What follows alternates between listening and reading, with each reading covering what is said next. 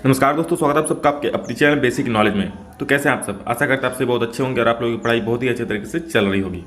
दोस्तों आज हम लेकर आए तत्वों का आवर्त वर्गीकरण से 10 बहुत ही महत्वपूर्ण सवाल जो आप लोगों के पॉलिटेक्निक एग्जाम के लिए बहुत ही ज़्यादा महत्वपूर्ण है। ये 10 सवाल आप लोग देख लेते हैं तो इनमें से अधिकतर सवाल ही एग्जाम में अक्सर पूछे जाते हैं। आप लोग पिछले कुछ सालों क्वेश्चन भी देख सकते हैं। तो चलिए दोस्तों, आज के इस क्लास को हम बहुत ही अच्छे तरीके से शुरुआत करते हैं। कल संडे था, कल क्लास ऑफ था और हम सोच रहे हैं मैथ का भी क्लास लाया जाए, उसका भी शाम को वीडियो अपलोड किया जाए, बेसिक कॉन्सेप्ट उसमें बताया जाए और कुछ क्वेश्चन करवा जाए। ठीक है, तो आप लोग कमेंट सेक्शन में बताइएगा। तो चलिए आज क्लास शुरू करते हैं। शुरू करने से पहले अगर आप लोग वीडियो को सब लाइक नहीं किया तो लाइक कर दीजिए, और चैनल को अगर सब्सक्राइब नहीं किए हैं तो सब्सक्राइब जरूर कर लीजिए और बेल आइकन को प्रेस कर दीजिए ताकि आने वाले कोई भी वीडियो आप लोग मिस ना करें। तो चलिए दोस्तों, आज क्लास को शुरू करते हैं। देखिए, आज का पहला क्वेश्चन हम लोग का, अष्टक सिद्धांत किसने दिया था? ये तत्वों का आवर्त वर्गीकरण में जो अष्टक सिद्धांत है, हम लोग का जो पीरियोडिक टेबल में जो तत्वों को सजाया था अष्टक सिद्धांत के आधार पर। तो पहले हम लोग जान लेते हैं अष्टक सिद्धांत होता क्या है। आप लोग संगीत सुने हैं? जो संगीत सीखते हैं या फिर नहीं सीखते उसको भी पता होगा, सारे गामा पा करके होता है ना, सारे गामा पा धा नी सा। तो सारे गामा पा धा लास्ट में भी सा रहा है, मतलब पहला नंबर में क्या है, सा, और 8वां नंबर में भी सा, है ना। मतलब तो अष्टक सिद्धांत यही बोलता है कि 8 तत्वों को ऐसे सजाया गया था कि जो पहले तत्वों का गुणधर्म था वो 8वां तत्वों के गुणधर्म के समान था। जो पहले तत्व का गुणधर्म था वो 8वां तत्व गुणधर्म क्या था, समान था। क्योंकि पहले तत्व में पहले में भी सा आ रहा है संगीत के सुर में, उसके लास्ट में भी जो 8वां नंबर है वो भी सा आ रहा है। तो इस प्रकार से सजाया गया था कि पहले और 8वां तत्वों में सेम गुणधर्म आ रहा था। लेकिन सब तत्वों के लिए लागू नहीं हो रहा था, इसलिए आगे चलकर ये मॉडल भी फेल हो गया था। तो हमको यहाँ जानना है कि अष्टक सिद्धांत दिया किसने था। तो आप लोग बस इतना याद रखिए, न्यूलैंड्स का अष्टक सिद्धांत, इसको दिया था न्यूलैंड्स ने। ठीक है, न्यूलैंड्स का अष्टक सिद्धांत नाम ही है, तो इसको दिया था किसने, अष्टक ने। तो अष्टक सिद्धांत यही है कि संगीत के 7 सुरों के आधार पर तत्वों को सजाया गया था, जिसमें पहले तत्व गुणधर्म 8वें तत्व गुणधर्म के समान था। तो चलिए, आशा करते हैं इस क्वेश्चन आप लोग बहुत अच्छे तरीके से समझ गए होंगे। चलिए नेक्स्ट क्वेश्चन देखते हैं। अगला सवाल है हम लोग का, मेंडेलीव ने तत्वों को किस आधार पर सजाया? अब जो मेंडेलीव आए, अष्टक के बाद हम लोग का मेंडेलीव आए, तो मेंडेलीव ने तत्वों को किस आधार पर सजाया? तो मेंडेलीव ने तत्वों को परमाणु द्रव्यमान के आधार पर सजाया था। कैसे? घटते हुए कि बढ़ते हुए? तो बढ़ते हुए परमाणु द्रव्यमान के आधार पर सजाया था। पहले कम वाला द्रव्यमान, फिर उसके थोड़ा ज़्यादा, फिर उससे थोड़ा ज़्यादा, फिर उससे थोड़ा ज़्यादा, मतलब इस तरह के परमाणु द्रव्यमान के बढ़ते हुए क्रम में सजाया था। ठीक है, किसने सजाया था? तो सर मेंडेलीव ने सजाया था। चलिए, अच्छा है। अगला क्वेश्चन देख लेते हैं। अगला सवाल है हम लोग का, आवर्त सारणी में कितने समूह होता है? ये बहुत ही अच्छा सवाल है। आवर्त सारणी जो होता है इस तरह होता है ना हम लोग का, ऐसे ऐसे कितना होता है, 7 को हम लोग का होता है और ऐसे ऐसे 18 को होता है। तो ये जो लंबा होता ये वाला होता है ना, जैसे 1 2 3 4 5 6 7, तो इस तरह से कितना होता है, ये 18 को होता है। और इसे ही हम लोग क्या बोलते हैं, समूह बोलते हैं। ठीक है, इसे क्या बोलते हैं हम लोग, समूह। तो आवर्त सारणी में कितने समूह होता है? तो 18 समूह होते हैं। ऐसे करके 18 को कॉलम होता है। ठीक है, 18 को कॉलम, जो कॉलम होता है इस कॉलम को ही हम लोग समूह बोलते हैं। और ये जो रो दिख रहा है ना आप लोग को, ये जो क्षैतिज है, क्षैतिज आधार पर है, इसे हम लोग क्या कहते हैं, इसे हम लोग कहते हैं आवर्त। ठीक है, समझ गए होंगे। तो इस तरह से हम लोग का 18 कॉलम होता है, तो 18 कॉलम को हम लोग कहते हैं समूह। और इस तरह से जो 7 रो होता है, 7 रो को कहते हैं हम लोग आवर्त। मतलब जो ऊर्ध्वाधर खड़ा होता है उसे हम लोग क्या कहते हैं, समूह। जो क्षैतिज पड़ा हुआ रहता है इस तरह से, उसे हम लोग कहते हैं आवर्त।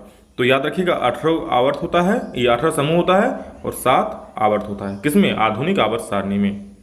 ठीक है, चलिए, तो आवर्त पूछा है इसमें। आवर्त कितना होता है? तो आवर्त होता है हम लोग का 7। अगर समूह पूछता तब कितना हो जाता? तब हो जाता 18। तो चलिए अगला सवाल देखते हैं। आधुनिक आवर्त सारणी में कितने समूह और आवर्त होते हैं? चलिए वही क्वेश्चन आ गया कि आधुनिक आवर्त सारणी जो होता है उसमें कितने समूह और कितने आवर्त होते हैं। अभी हम बोले कि उसमें 18 समूह होता है और आवर्त कितना होता है? 7। तो 18 और 7 किस में है, देख लीजिए। तो option A is the correct answer. इसमें 18 समूह और 7 आवर्त होता है। किसमें? आधुनिक आवर्त सारणी में। चलिए अगला सवाल देखते हैं। अगला सवाल है, समूह में ऊपर से नीचे जाने पर परमाणु का साइज क्या होता है? बढ़ता है, घटता है, अपरिवर्तित रहता है कि इनमें से कोई नहीं? जब हम लोग समूह से ऊपर से नीचे जाएंगे, मतलब इस तरह से हाइड्रोजन है, लिथियम है, सोडियम है, इस तरह से होता है ना। तो जो ऊपर से नीचे आते हैं तो परमाणु का साइज क्या होता है, तो इसमें परमाणु का साइज जो होता है वो बढ़ता है। ठीक है, तो सर क्यों बढ़ता है, क्योंकि जैसे जैसे हम लोग नीचे जाएंगे ना तो परमाणु का नंबर ऑफ सेल्स कोष की संख्या बढ़ता जाएगा। जैसे अभी K है, उसका नीचे आएंगे तो L हो जाएगा, फिर M हो जाएगा। तो इस तरह से यहाँ बीच में क्या होता है, नाभिक होता है। अब देखिए और यहाँ क्या इलेक्ट्रॉन घूमता है, इस सब में क्या घूमता है, इलेक्ट्रॉन। तो मान लीजिए इतना कॉलम है, तो अभी 2 ही है, ठीक है। तो इसमें दूरी क्या है, कम है, तो ये इलेक्ट्रॉन माइनस होता है और ये जो प्रोटॉन होता है बीच में नाभिक में प्लस होता है। दोनों के बीच अट्रैक्शन फोर्स ज़्यादा होगा क्योंकि दूरी कम है। जब दूरी को हम बढ़ा देंगे और एक कोष इसमें जोड़ देंगे तब क्या दूरी और बढ़ जाएगा हम लोग का, तो क्या ये बल थोड़ा घट जाएगा। इस तरह दूरी और बढ़ा देंगे तो ये बल और घट जाएगा, मतलब ये उतना जोर से आकर्षित करके नहीं रख पाएगा, तो ये इसका साइज क्या होगा, बड़ा होगा। सामने होगा तो पूरा खींच के रखेगा, इसको पूरा खींच के रखेगा, ऐसे करके अंदर तरफ पूरा खींच के रखेगा इसको, तो क्या साइज छोटा होता है। और जैसे हम लोग कोषों की संख्या बढ़ाएंगे तो नाभिक से दूरी घटती जाएगी, तो अट्रैक्शन फोर्स कम होता जाएगा, जिसके कारण साइज बड़ा होता जाएगा। तो सेल्स के बढ़ने पर भी साइज क्या हो जाएगा, बड़ा हो जाएगा। तो इसमें क्या हो जाएगा, समूह में ऊपर से नीचे जाने पर परमाणु का साइज क्या होता है, बढ़ता है। ठीक है, चलिए अगला सवाल देखते हैं हम लोग। सिलिकॉन है, सिलिकॉन क्या है, धातु है, अधातु है, उपधातु है, इनमें से कौन है। देखिए सिलिकॉन जो होता है ना, ये धातु और अधातु दोनों का गुणधर्म शो करता है। तो ऐसे तत्व जो धातु और अधातु दोनों का गुणधर्म शो करता है उसे क्या कहते हैं, जी हाँ बिल्कुल, उसे हम लोग उपधातु कहते हैं। अरे जो धातु का भी गुणधर्म शो करेगा, अधातु का भी गुणधर्म शो करेगा, तो हम लोग उसे बोल देंगे उपधातु। ठीक है, चलिए अगले सवाल देखते हैं हम लोग। अगला सवाल की तरफ बढ़ते हैं। अगला सवाल है हम लोग का 7 नंबर। धातुएं होती है, क्या होती है भाई साहब, विद्युत ऋणात्मक, विद्युत धनात्मक, दोनों की इनमें से कोई नहीं। तो पहले हमको जानना पड़ेगा सर ये विद्युत ऋणात्मक और विद्युत धनात्मक क्या होता है। तो ये आप लोग बहुत ही अच्छे तरीके से समझाते हैं। देखिए ऋणात्मक मतलब इतना याद रखिएगा ना, मतलब कोई चीज़ ऋण ले रहा है, ठीक है, तो कोई चीज़ लेता है तो ऋणात्मक हो जाता है, कोई जो अपने से किसी को दे देता है ना तो धनात्मक हो जाता है। अब धातुएं होती है क्या, विद्युत ऋणात्मक या धनात्मक। तो अब इसको हम समझेंगे इलेक्ट्रॉन के आधार पर। धातु क्या करता है, इलेक्ट्रॉन का परित्याग करता है कि वो एक्सेप्ट करता है। तो मान लीजिए कोई भी धातु है, जैसे हम लोग सोडियम को ही लेते हैं, सोडियम कितना होता है, तो सोडियम कितना होता है, सोडियम का 11 होता है। तो 11 का हम लोग इलेक्ट्रॉनिक बैलेंस लिखेंगे, क्या लिखेंगे, 2 8 10 हो गया और 11।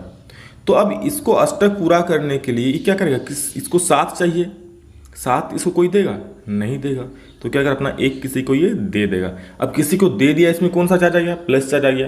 प्लस मतलब क्या, धनात्मक। तो जो इलेक्ट्रॉन, याद रखिए, जो इलेक्ट्रॉन लेता है उसमें विद्युत ऋणात्मक होता है, जो इलेक्ट्रॉन देता है किसी को उसमें विद्युत धनात्मक होता है। क्योंकि ये इलेक्ट्रॉन दे रहा है इसलिए क्या हो जाए, विद्युत धनात्मक। तो धातुएं क्या होती है, विद्युत धनात्मक। अब सर पूछेगा कि सर फिर अधातुएं क्या होती है, तो अधातुएं होती है विद्युत ऋणात्मक। ठीक है, चलिए अगला सवाल देखते हैं हम लोग क्या है। हाइड्रोजन परमाणु की त्रिज्या होती है, देखिए किताब का क्वेश्चन है, एनसीईआरटी का, याद कर लीजिए इसको। तो हाइड्रोजन परमाणु की त्रिज्या होती है 37 pm होती है, यानी कि 37 पिकोमीटर। ठीक है, 37 क्या, पिकोमीटर, इसको याद रखिएगा। ठीक है, चलिए अगला सवाल देखते हैं हम लोग। ऑक्सीजन की संयोजकता होती है, तो संयोजकता इलेक्ट्रॉन क्या होती है, संयोजकता क्या होती है, इसको हम लोग पहले जानना पड़ेगा। तो कोई भी तत्वों के बाहर में, कोई भी परमाणु के बाहर में जो जितना इलेक्ट्रॉन उसे अपना अष्टक पूरा करने के लिए चाहिए, या जितना इलेक्ट्रॉन वो डोनेट कर सकता है, अपना डोनेट करके अपना अष्टक पूरा कर ले, उसे हम लोग संयोजकता इलेक्ट्रॉन कहते हैं। तो ऑक्सीजन की संयोजकता कितनी होती है, तो पहले उसका परमाणु संख्या जानेंगे। परमाणु संख्या 8 होता है, इसको कर दिए इलेक्ट्रॉनिक विन्यास 2,6 हो जाएगा ना। मतलब इसको अष्टक पूरा करने के लिए कितना चाहिए, 2 चाहिए, तो इसका संयोजकता कितना हो जाएगा, 2 हो जाएगा। चलिए आज का आखिरी सवाल हम लोग का, तत्वों के गुणधर्म उनके परमाणु संख्या के आवर्त फलन होते हैं, किसने कहा ये वाली बात, तो किसने कही ये वाली बात, तो सर जी ये वाली बात कही किसने, परमाणु संख्या का आवर्त फलन, यानी कि परमाणु संख्या जैसे जैसे परमाणु संख्या बढ़ेगा वैसे वैसे उसका गुणधर्म भी एक साथ बढ़ता जाएगा, एक साथ मैच होता जाएगा। तो किसने कहा था ये चीज़ कहा था हेनरी मोसले ने, क्योंकि परमाणु संख्या के आधार पर किसने सजाया था पीरियोडिक टेबल को, हेनरी मोसले ने ही सजाया था। तो हेनरी मोसले ने ये चीज़ कही कि तत्वों के गुणधर्म उनके परमाणु संख्या के आवर्त फलन होते हैं। मतलब क्या, तत्वों का जैसे जैसे परमाणु संख्या बढ़ाएंगे वैसे उसका गुणधर्म भी चेंज होता जाएगा। ठीक है। तो चलिए आज के लिए इतना ही क्वेश्चन था। आशा करता आज के सवाल को आप लोग बहुत अच्छे तरीके से समझे होंगे। कुछ भी डाउट होगा आप लोग कमेंट सेक्शन में पूछिए, और आप लोग और मेरे से जुड़ना चाहते हैं तो टेलीग्राम चैनल में मेरे जुड़ सकते हैं। वहाँ पर डेली क्विज होता है, अच्छा क्विज होता है, आप लोग बिल्कुल एग्जाम जैसा अनुभव फील होता है वहाँ पे। उस चैनल का नाम हम बता देते हैं यहाँ पे, basic knowledge by Vikas sir. आप जाके सर्च कीजिए basic knowledge by Vikas sir, BIKAS Vikas sir. ये सर्च कीजिएगा, नीचे भी डिस्क्रिप्शन में लिंक दिया हुआ है, तो आपको वहाँ मिल जाएगा। वहाँ जुड़िए और अच्छा टेस्ट दीजिए और अपनी तैयारी को और अच्छा कीजिए।